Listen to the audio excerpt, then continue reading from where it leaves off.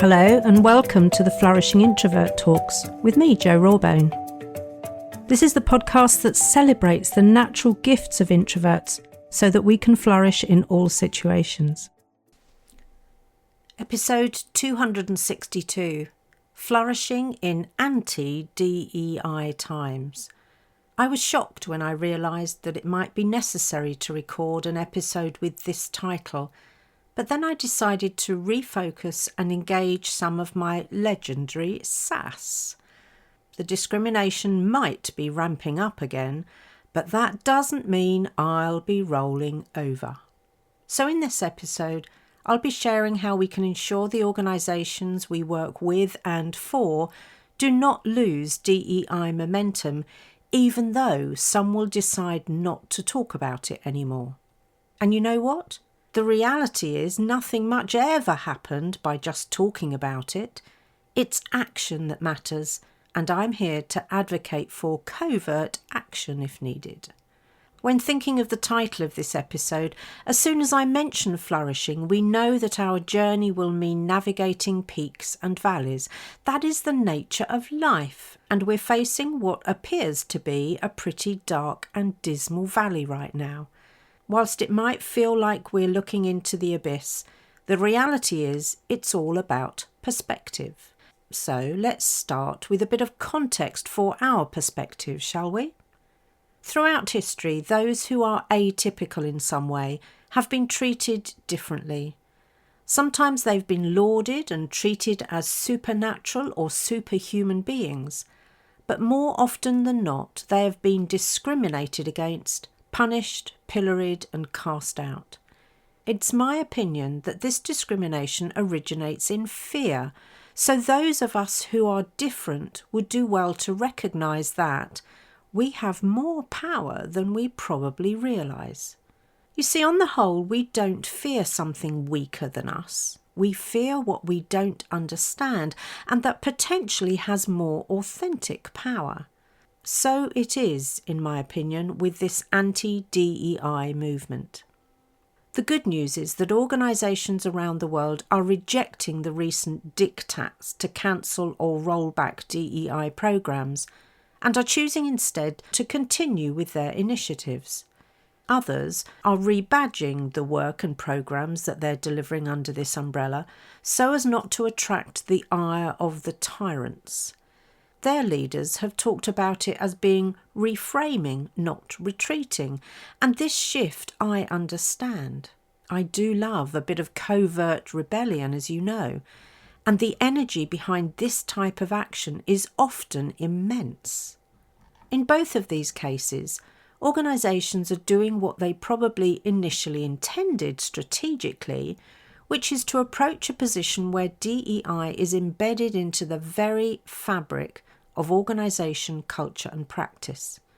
As a learning and development professional, I can tell you that we resist designing and delivering programmes or initiatives as a sheep dip or tick box exercise.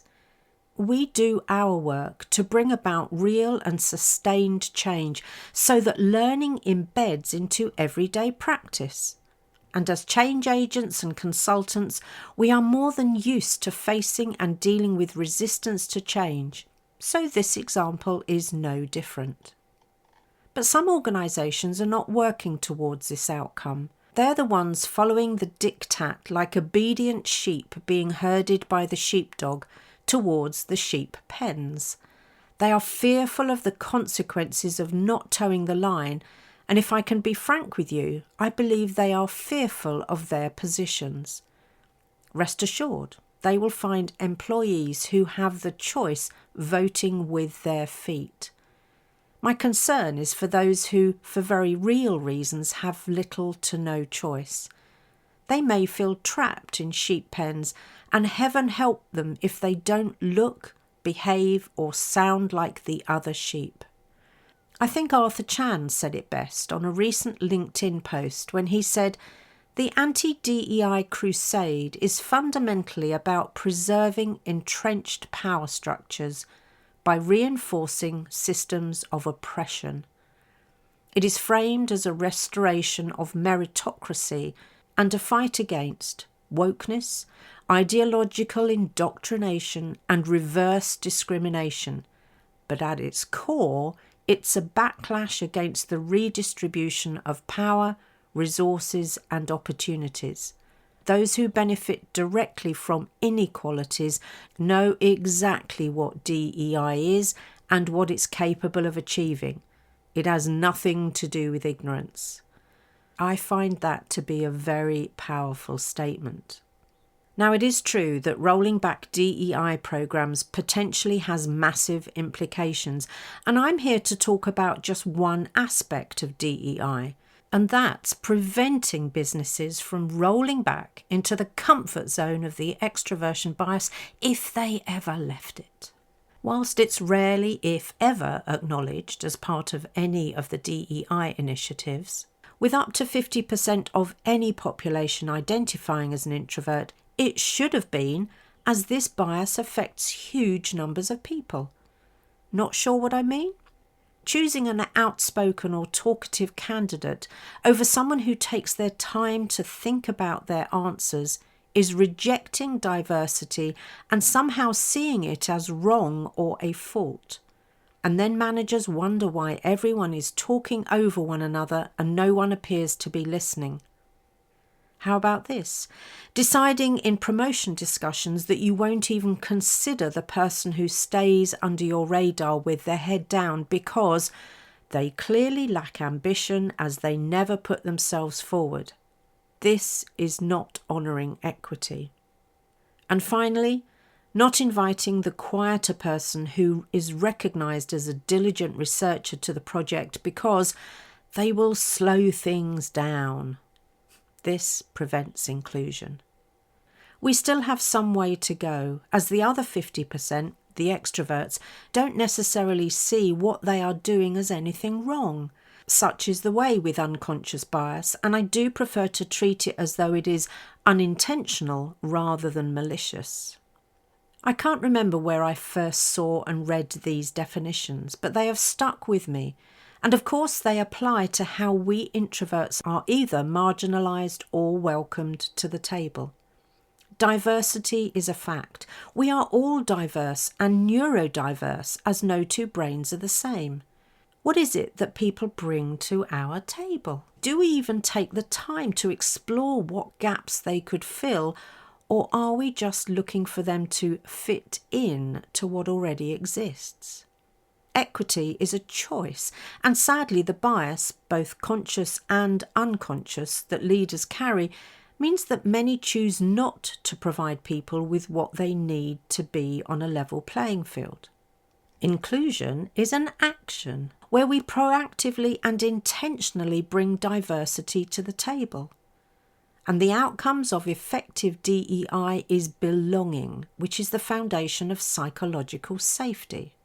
So as individuals, we all have the option to continue with our own DEI behaviours because it's the right thing to do. We don't need a programme to tell us this, and if we've had the training, we know what we need to do. Of course, it would be great to have the support of our leadership teams at both global and local levels, but it's not entirely necessary. So what can we do? Here are just some of my thoughts to start the ball rolling. We need to be brave enough to call out and lead by example, so I suggest we name the specific anti-DEI behaviours when we witness them. Saying nothing is tacit agreement and tantamount to collusion. Take the opportunity to share some of the solid data about the benefits of genuine DEIB when it's being weaponised. The performance metrics are there for all to see. And finally, make your principles clear. Mine include valuing difference, fairness for all, and dignity of humanity. And okay, so these words are about my principles, so find your own and stand proudly behind them. Now, what would you add to that starter for 10 list? We do need to advocate for ourselves more powerfully and make sure we have allies we can turn to when the going gets tough, because it probably will. A word of warning though, if you notice your beliefs limit what you think is possible, meaning you keep playing small, flip your beliefs authentically so they empower you with positive optimism.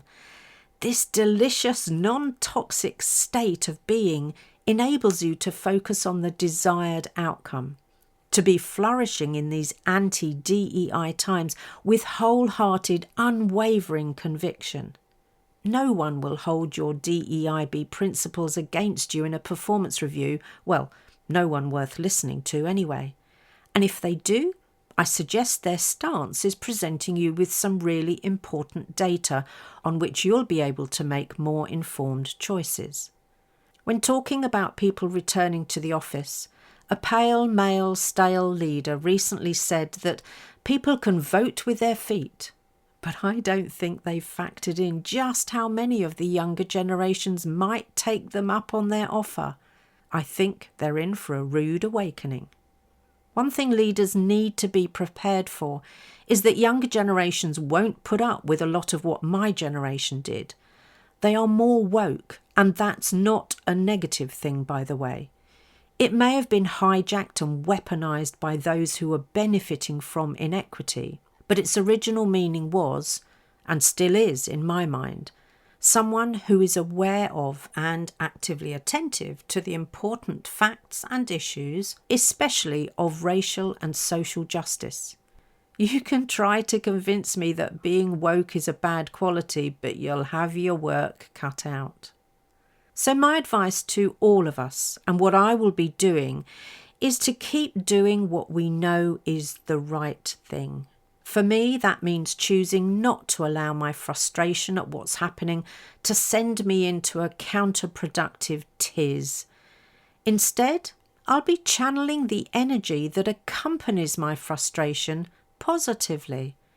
After all, actions that keep me aligned with my mission of creating a more inclusive, collaborative and flourishing world are better use of my precious energy. I'll keep inviting people to my tables across the whole range of diversity, and I encourage you to do the same. DEI may be cancelled in the eyes of the ageing pale male stale brigade, but it's alive and well in our hearts and minds, which also means it's safe in our hands.